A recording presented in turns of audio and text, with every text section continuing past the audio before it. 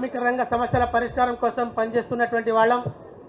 మరొకసారి మరి వాళ్ళ 139వ మేడే కార్యక్రమాన్ని ఉద్దేశించి మనం భవిష్యత్తు తరాలకు భవిష్యత్ కార్మిక వర్గాన్ని ఏ రకమైనటువంటి స్ఫూర్తిని అందించాలో ఆ లక్ష్యాన్ని ముందు పెట్టుకునే ఇవాళ మన అక్క కార్మికుల గొంతుక కవితక్క గారు ఈ కార్యక్రమాన్ని ఏర్పాటు చేశారు.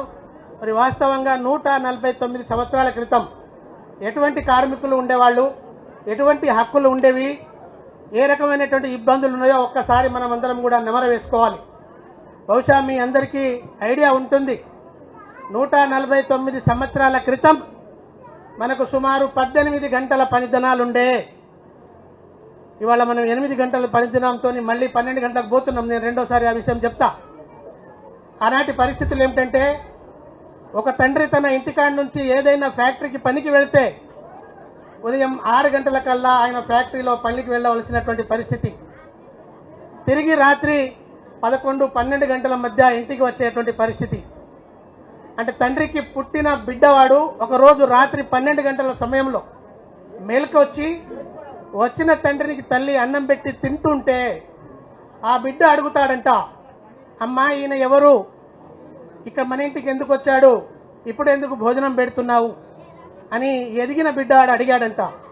అంటే ఉదయం పోయినటువంటి తండ్రి రాత్రి వచ్చేటువంటి 12 గంటల పొద్దున పిల్లలు పడుకునే ఉంటారు, మళ్ళీ రాత్రి వచ్చే సమయానికల్లా పడుకునే ఉంటారు.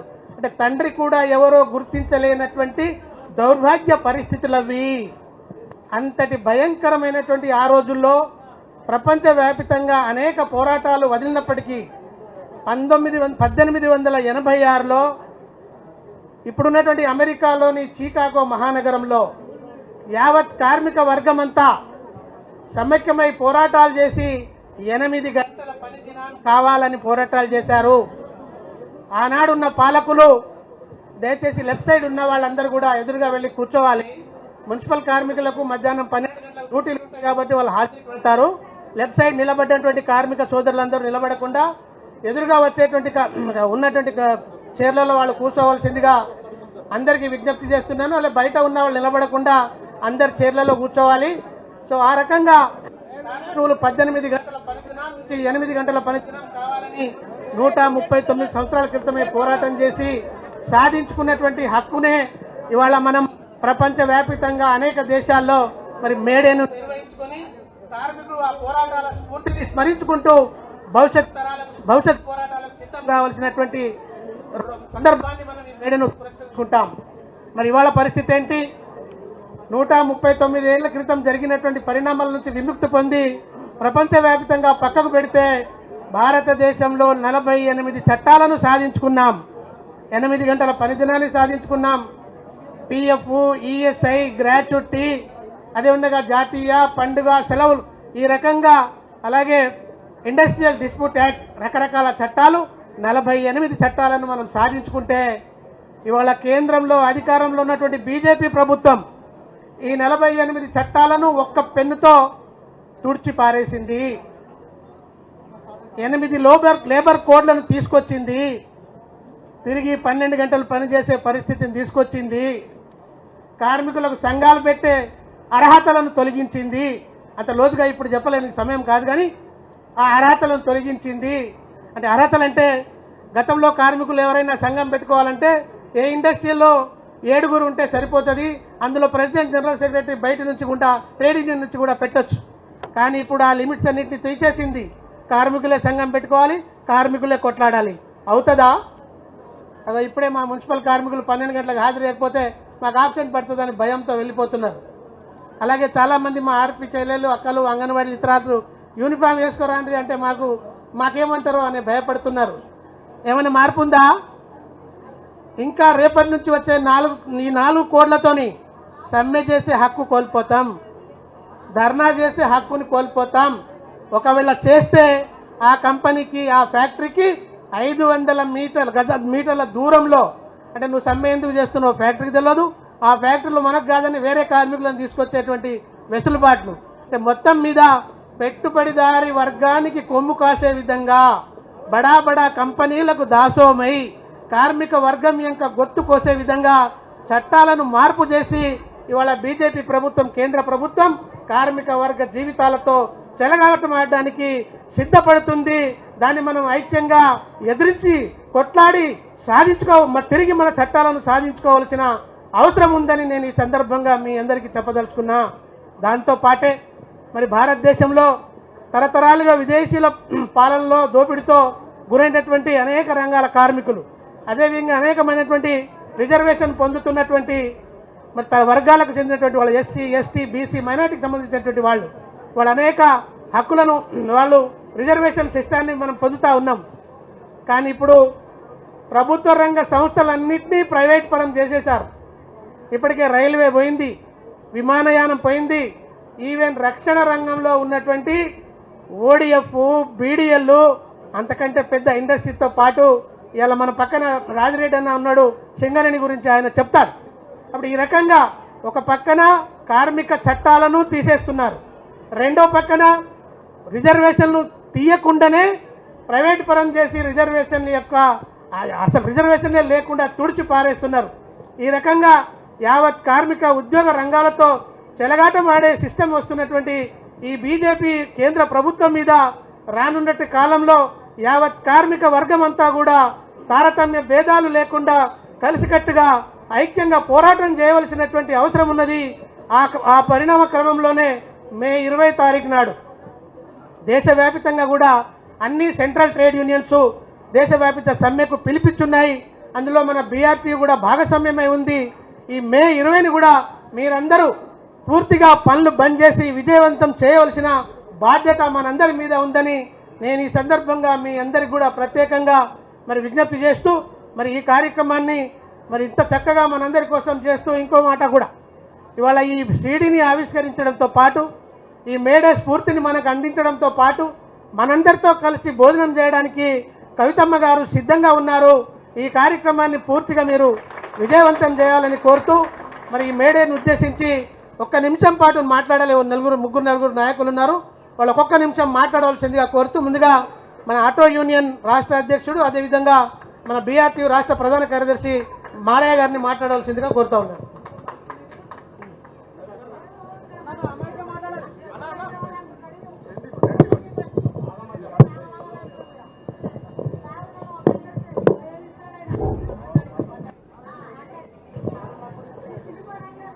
వర్ధిల్లాలి కార్మికుల ఐక్యత,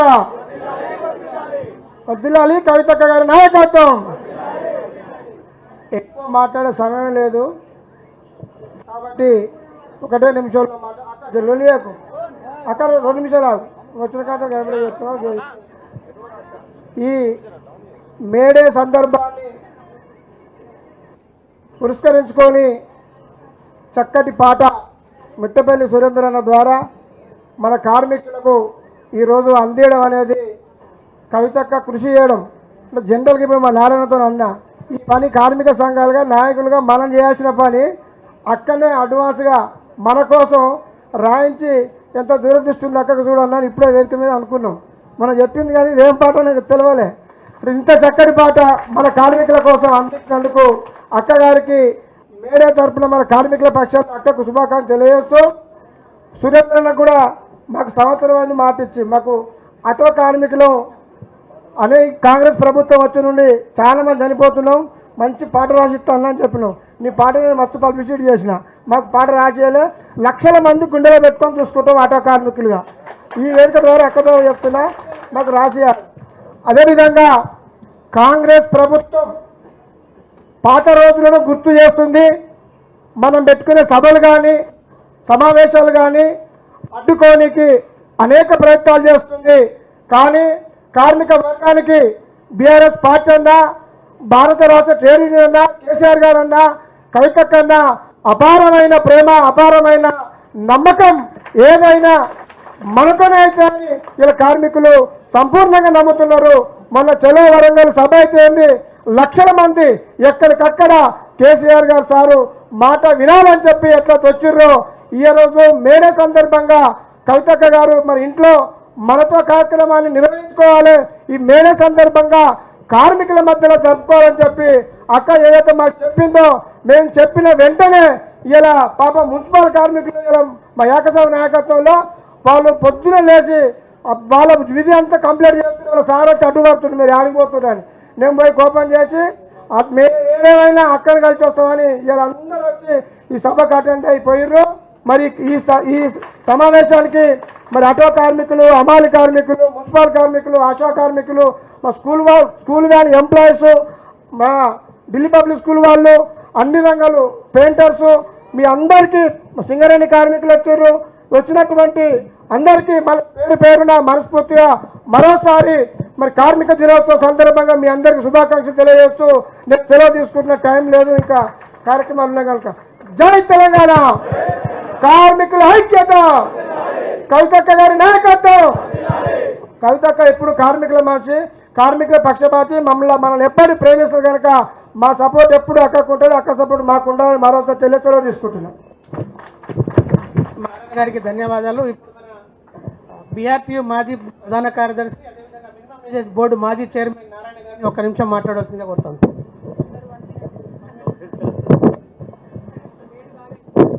రూప్ సింగ్ అన్న గారికి ధన్యవాదాలు. జై తెలంగాణ, జై కవితక్క, జై కేసీఆర్. అందరికీ పేరు పేరున మేడే శుభాకాంక్షలు తెలియజేస్తూ మన అందరి అక్క, కార్మిక పక్షపాతి మన కవితక్క గారు అంటే ఈరోజు సీడీ రిలీజ్ చేయడం కోసమే కాదు, ఎప్పుడైనా తెలంగాణ ఉద్యమం అయినా, తెలంగాణ వచ్చిన తర్వాత రాష్ట్ర ప్రభుత్వంలో అయినా కార్మికులంటే కార్మికులకు ఎల్లవేళలా అందుబాటు ఉండి ఏదైనా సమస్య తీసుకొస్తే పరిష్కరించినటువంటి నాయకురాలు మన కవితక్క. మనందరం కవితక్కకు ఎప్పటికీ ఎల్లవేళలా రుణపడి ఉంటామని చెప్పేసి అక్కకు తెలియజేస్తున్నాం. ఇంత చక్కటి కార్యక్రమం పాట రిలీజ్ చేయడమే కాకుండా అక్క మీరందరూ ఆందోళన చెందకండి. అక్క ప్రోగ్రామ్ ఏదైనా చేస్తే మంచి బందోబస్తుగా మీతో పాటు తింటుంది, మనందరికీ భోజనాలు పెట్టింది, తొందరపాటు ఏం చేయకండి. మంచి కార్యక్రమం పెట్టింది. ముఖ్యంగా ఇక్కడ జిహెచ్ఎంసీ వాళ్ళు ఎందుకు ఆందోళన చెందుతున్నారంటే అక్క, మనం ఉన్నప్పుడు గతంలో ఒక 3000 మంది సిఐటీలు స్ట్రైక్ చేసి బయటపడితే నాయన్ నరసింహారెడ్డి గారు, ఈటెల రాజేందర్ ఎంతమంది ప్రయత్నం చేసినా వాళ్ళని పెట్టుకోలే. మీరు రంగంలోకి దిగి కేసీఆర్ గారితో మాట్లాడి ఒక్క నిమిషంలో 3000 మందిని పెట్టించినటువంటి ఘనత మీకే ఉంది. మరి రోజు జిహెచ్ఎంసీ కార్మికులు వాళ్ళ కడుపులలో ఉన్నది 2 లీటర్ల నూనె ఇస్తుంది, సబ్బులు ఇస్తుంది, అవన్నీ ఏ ఇయ్యట్లే, జీతాలు కూడా సక్రమంగా వస్తలే.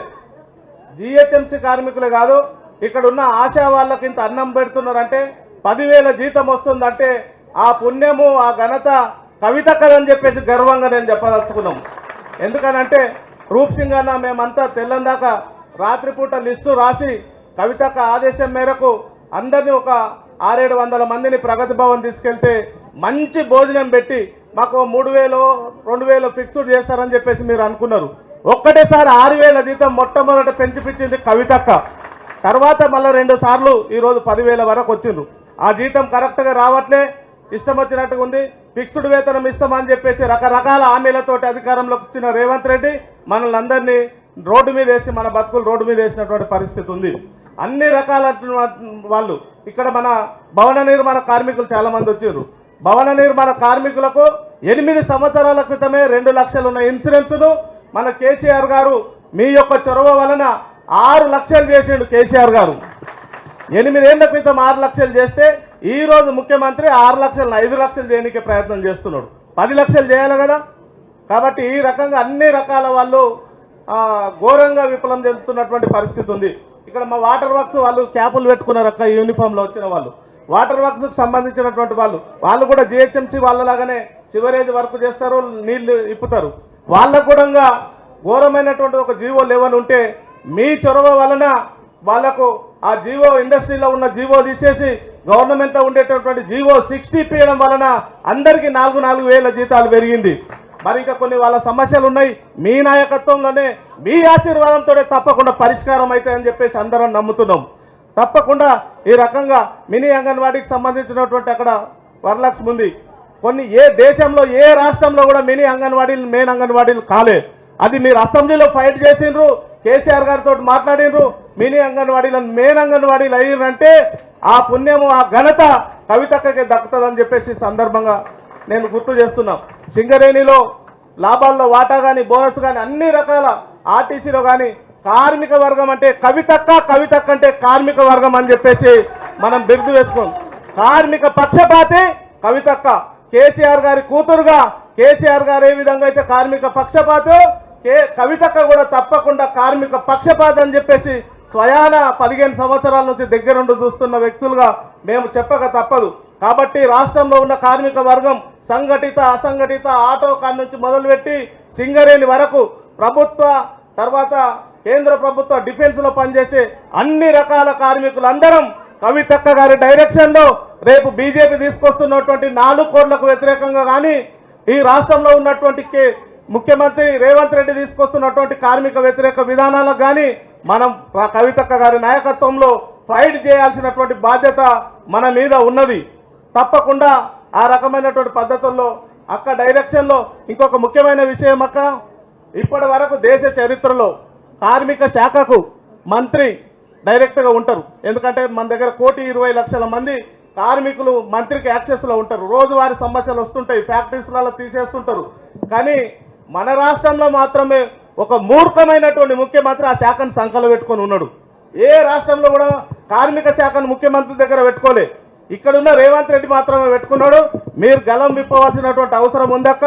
తప్పకుండా ఈ ప్రభుత్వాన్ని గడగడలాడించి కొట్లాడి పోరాడి కార్మిక సమస్యలు పరిష్కరించకుండా ఉండి మీ నాయకత్వంలో పనిచేయడానికి మేమందరం సిద్ధంగా ఉంటామని చెప్పేసి తెలియజేస్తూ, మిట్టపల్లి సురేందర్ అన్న పాట అంటే అది బుల్లెట్ లెక్క ఉంటుంది. కాబట్టి అన్న మనకు పాట ఇది అందించినందుకు తప్పకుండా అన్నకు మనందరి తరపున ప్రత్యేక ధన్యవాదాలు తెలియజేస్తూ, రూప్ సింగ్ అన్న గారికి, అదేవిధంగా మాధవి గారికి, రాజిరెడ్డి అన్న గారికి, మారన్న గారికి, సందీప్ గారికి, అమాలి సీనన్న గారికి, మన సీనన్న గారికి, రామకృష్ణ అన్న గారికి అందరికీ పేరు పేరున ధన్యవాదాలు తెలియజేస్తూ జై తెలంగాణ. మరొకసారి మేడే శుభాకాంక్షలు. జై తెలంగాణ. కవితక్క నాయకత్వం. నారాయణ గారికి ప్రత్యేకమైన ధన్యవాదాలు. ఇప్పుడు మన ఒక నిమిషం హమాలి సీనన్న గారు ఒక నిమిషం మాట్లాడు.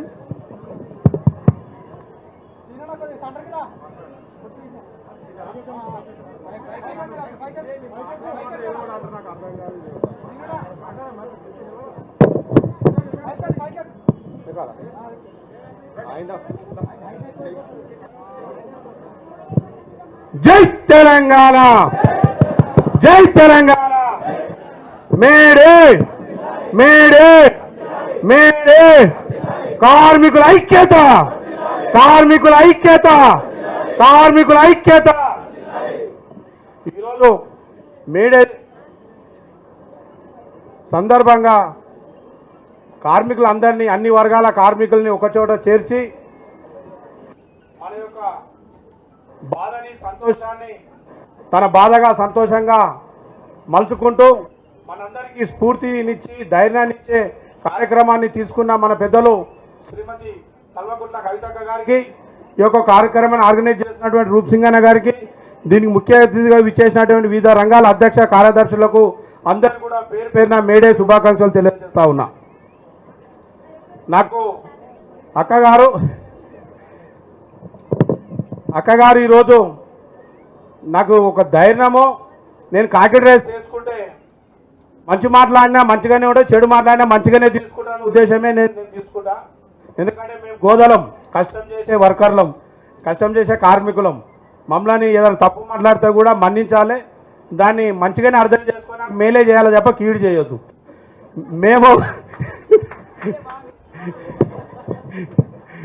మేము దాదాపుగా నాకు స్వయం 52 సంవత్సరాలు, గత 26 ఏళ్ళుగా కార్మికునిగా పనిచేస్తూ నాతోటి కార్మికులకు అన్నగా మలుచుకొని వాళ్ళతో మమేకమై బతుకుతూ ఇవాళ వాళ్ళందరి తలలో నాలుగా బతుకుతున్నానంటే అది నా అదృష్టంగా భావిస్తా. ఎక్కడ పోయినా నేనుగా ఉండాను. నాతో నా బలం ఉంటుంది, నా బలగం ఉంటుంది. సంతోషం వచ్చినా, దుఃఖం వచ్చినా, ఆపద వచ్చినా, అవసరం వచ్చినా అన్న మీకు మేము ఉన్నాము అని వాళ్ళు నాకు భరోసా ఇస్తున్నా ఏమంటు ఉంటారు. ఇదంతా ఏం ధైర్యం అంటే సీనన్న అనే వ్యక్తిగా ఉంటాడు, మనందరికీ శక్తిగా ఉంటాడు. మనకి ఏం కావాలనో, ఎవరి దగ్గర ఏ అవసరం ఉంటుందో, ఎవరి ద్వారా మనకి ఏం మేలు చేయాలనో ఆయన క్షుణ్ణంగా ఆలోచించి ఆయన ముందుకు పోతాడు. కాబట్టి నా వెనుక ఉంటారు. అందులో భాగమే నేను ఎంచుకున్న నా పార్టీ బీఆర్ఎస్ పార్టీ నా నాయకత్వం కేసీఆర్ గారి దగ్గర పనిచేయడం. కేసీఆర్ గారు మాత్రమే కార్మికులకు కర్షకులకు అన్ని రకాల పబ్లిక్ని అర్థం చేసుకొని కడుపులో పెట్టుకుని చూసుకునే నాయకుడిగా భావించి ఆయన దగ్గర నేను పనిచేస్తా ఉన్నా. అట్లాతో పాటు ఆ యొక్క వారసత్వాన్ని పునికి పుచ్చుకున్నటువంటి మన పెద్దలు కవితమ్మ గారు కార్మికులని మేము చాలా రోజులు నేను 26 ఏళ్ళ నుంచి చూస్తూనే ఉన్నాయి కార్యక్రమం. కాకుంటే కార్మికుల పట్ల వాళ్ళకి అవసరాల పట్ల ఏ విధంగా స్పందించి వాళ్ళకి ఏ విధంగా మేలు చేస్తారో ఇప్పటిదాకా పెద్దలందరూ కూడా మనకు చెప్పుకున్నారు. కానీ మా కాలి అక్క ద్వారా అక్క మా ఎంబడి ఉంది అని తెలిస్తేనే మా మీద ఎటువంటి చర్య తీసుకుంటాను కూడా ధరుస్తారని చెప్పి కూడా ఈ సందర్భంగా నేను చెప్తా ఉన్నా. నన్ను మొన్న వాస్తవం చెప్పాలని నాకు మొన్న నేను బీఆర్ఎస్ మన సిల్వర్ జూబ్లీ ఫంక్షన్కు పెద్ద ఎత్తున భారీగా నా సొంతంగా నా యూనియన్ వ్యవహారాలు నడిపిస్తూ నాతోటి కార్మికులందరినీ కూడా ఒక చేట చేర్చి 15 మందిని దాదాపు 100 తుఫాన్లతోటి కట్అవుట్లతోటి బ్యానర్లతోటి డోళ్ళు వైద్యాలతోటి నేను పోవాలని చెప్పి నెల రోజులుగా నేను ప్లాన్ చేసుకుంటే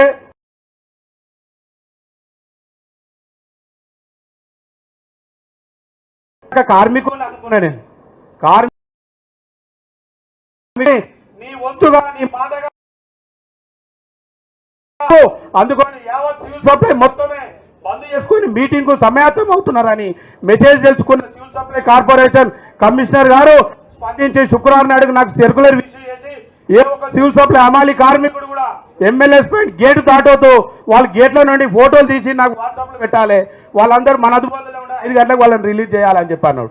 ఏముందంటే మాకు పర్సనల్ గా పని ఉంది, మూమెంట్ కావాలి, మూమెంట్ చేయాలని. అప్పుడు అనుకున్నా వా సీన్ గాడ్ అంటే ఇది కదా, సీన్ గాని సత్తా అంటే ఇది కదా, బీఆర్ఎస్ పార్టీ నాయకత్వం అంటే ఇది కదా, మేము కదా ఇలా గెలిచింది అని చెప్పి నేను గర్వంగా ఫీల్ అయినా.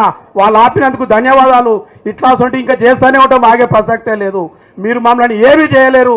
మేము కష్టాన్ని నమ్ముకున్నాం, కష్టానికి అడ్డం వచ్చి మా కార్మికులను అడ్డం వచ్చి ఏదైనా చేస్తే మేము వ్యక్తులుగా లేము, మా వెనుక శక్తులుగా మా పెద్దలు అందరూ ఉన్నారని చెప్పి గర్వంగా చెప్పుకుంటాను నేను.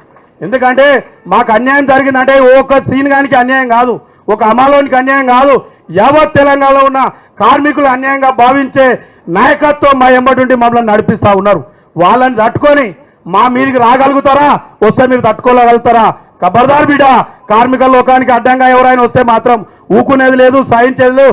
అన్యాయం చేస్తే ఓకే పట్టే అవసరమే లేదని చెప్పి కూడా మళ్ళొక్కసారి నేను చెప్తూ ఇంత మంచి అవకాశాన్ని ఇక్కడ మాట్లాడే అవకాశాన్ని కలిగించిన పెద్దలందరికీ మరొకసారి నేను శుభాభినందనలు తెలియజేస్తూ, మా అమ్మ పాట నేను ఇవాళ కష్టం చేస్తూ ఆడుకుంటూ పాడుకుంటూ విన్న పాట ఇవాళ అన్నగారి నొంటిపేట అక్కగారి ఆధ్వర్యంలో ఆ పాట రిలీజ్ చేయడం, మేము కార్మికులం అంటేనే మా శ్రమని మర్చిపోవడానికి వాడుకునేదే పాట.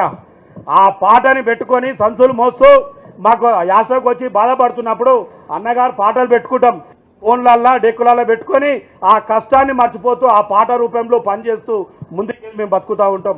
అన్నం ఒక ఊపిరి అయితే పాట మాకు రెండో ఊపిరి. ఆ పాటే మమ్మల్ని ఇలా కష్టానికి తట్టుకోకుండా మమ్మల్ని ఇలా ముందుకు తీసుకుపోతుంది. కాబట్టి ఆ పాటలు పాడి అన్నది కూడా వరంగలే, నాది వరంగలే, నాది అన్నగారు తెలుసు, నాది కడవెండి దేవరుప్ల మండలం, నేను దొడ్డి కొమరాయ వారసులం, నేను కుర్మ కులానికి చెందిన వ్యక్తిని గర్వంగా చెప్పుకుంటాం. మేము ఇవాళ తెలంగాణ తొలి అమరుడు ఎవరయ్యా అంటే మా తాత అని చెప్పుకుంటాం.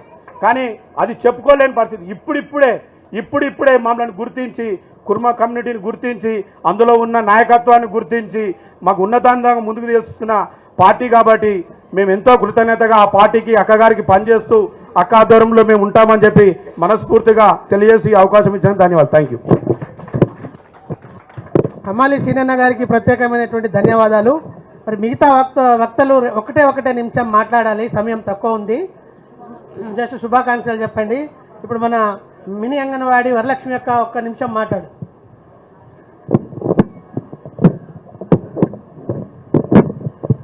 జై తెలంగాణ, కార్మికుల ఐక్యత, కార్మికుల ఐక్యత, మేడే. ముఖ్యంగా ఈరోజు కార్మికుల దినోత్సవం సందర్భంగా ఈరోజు కార్మికుల పక్షపాతి కార్మికులు మరి ఏ సమయంలో ఫోన్ చేసి మాకు కష్టం ఉందక్క అని చెప్పేసి ఒక మెసేజ్ ద్వారా కూడా స్పందించే ఒక మంచి వ్యక్తిత్వం ఉన్న వ్యక్తి, మానవత్వం ఉన్న వ్యక్తి ఎవరైనా ఉన్నారు అంటే మా కవితక్క గారిని మేము గర్వంగా చెప్పుకుంటాం.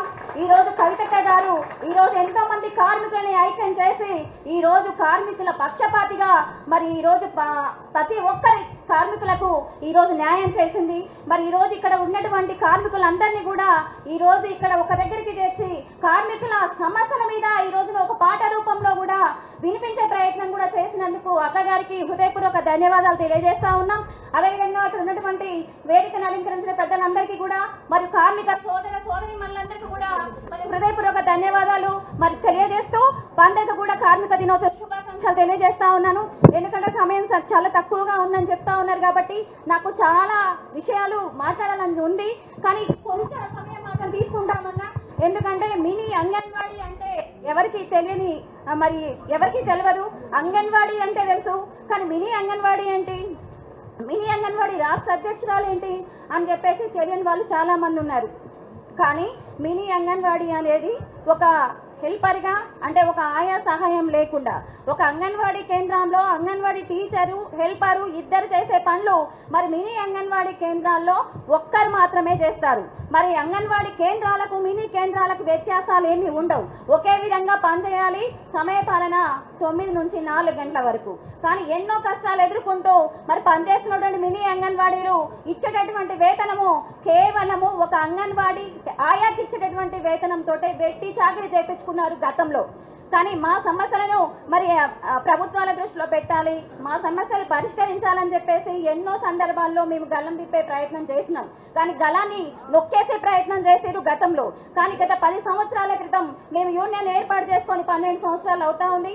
మరి ఏర్పాటు చేసుకున్న తర్వాత మా సమస్యలను పరిష్కరించండి అక్క అని చెప్పేసి అక్కగారికి గౌరవ అధ్యక్షురాలుగా మరి అక్కగారి దృష్టికి తీసుకొచ్చి అక్కగారికి మా సమస్యను తెలియజేసిన వెంటనే దేశంలో ఎక్కడా లేదు మినీ అంగన్వాడీ సమస్యలను కేంద్రం మీద ఒత్తిడి తీసుకొని వచ్చి కేంద్ర ప్రభుత్వాన్ని ఒప్పించి మరి మినీ అంగన్వాడీలకు ఈ రోజు ఎలాంటి షరతులు లేకుండా తెలంగాణ రాష్ట్రంలో ఉన్న 4,000 మంది అంగన్వాడీ మినీ అంగన్వాడీ టీచర్లను వేరే అంగన్వాడీలను మార్చిన ఘనత మరి కవితక్క గారికే గర్వంగా తెలియజేస్తా ఉన్నాం. మరి ఎప్పటికీ కూడా మర్చిపోలేం. ఎందుకంటే మేము యూనియన్ ఏర్పాటు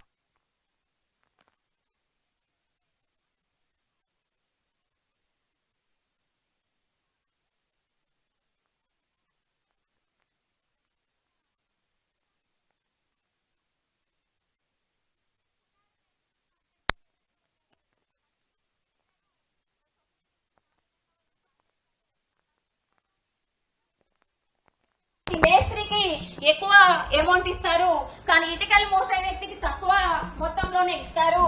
కానీ సమయ పాలన అనేది మాత్రం ఒకటే ఉంటుంది.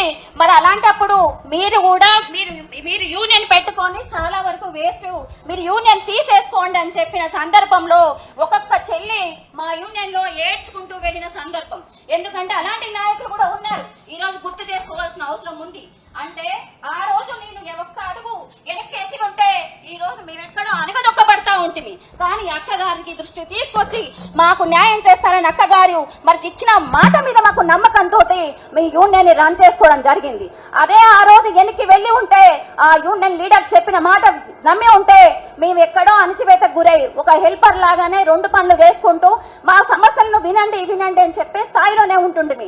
ఈ రోజు ఇక్కడికి వచ్చి మాట్లాడుతూ ఉన్నాం, మా సమస్యలు పరిష్కరించుకున్నాం, ఇంకో ఎంతో మందికి సమస్యలు పరిష్కరిస్తాము అని చెప్పేసి మా దగ్గరకు వచ్చే విధంగా మీ నమ్మకాన్ని కల్పించుకున్నామంటే ఈ రోజు ఎవరు కూడా ఎంత తొక్కాలని చూస్తే అంత ఎదిగే ప్రయత్నం చేయాలి. మన సమస్యలు ఖచ్చితంగా నిక్కచ్చిగా మరి పెద్దల దృష్టికి తీసుకెళ్ళాలి, మన సమస్యలు పరిష్కరించుకోవడానికి ముందుకెళ్ళాలని చెప్పేసి చెప్పగలుగుతా.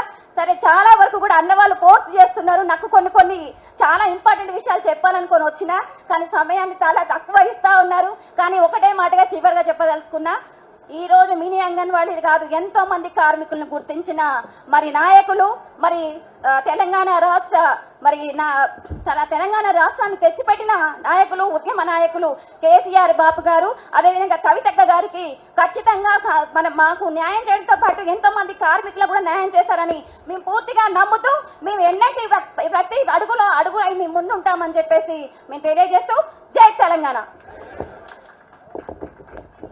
వరలక్ష్మి గారికి ప్రత్యేకంగా ధన్యవాదాలు. దయచేసి వర్కర్తలు ఆయా సంఘాల రంగాల గురించి మాట్లాడే సమయం కాదు ఇది. అన్ని రంగాల గురించి అన్ని సంఘాల గురించి ఇప్పటికే వందల సార్లు అక్కగారి దృష్టిలో ఉన్నాయి. ప్రతి వాళ్ళ సమస్య అక్కగారు పరిష్కరించిందే, ఇలా కొత్త ఎవరు లేరు. ఆ అంశాలు కాకుండా మేడని సంబంధించి ఉద్దేశించి ఒక్క నిమిషం మాట్లాడవలసిందిగా నేను మన సంతోష్ అక్క గారిని కోరుతా ఉన్నాను.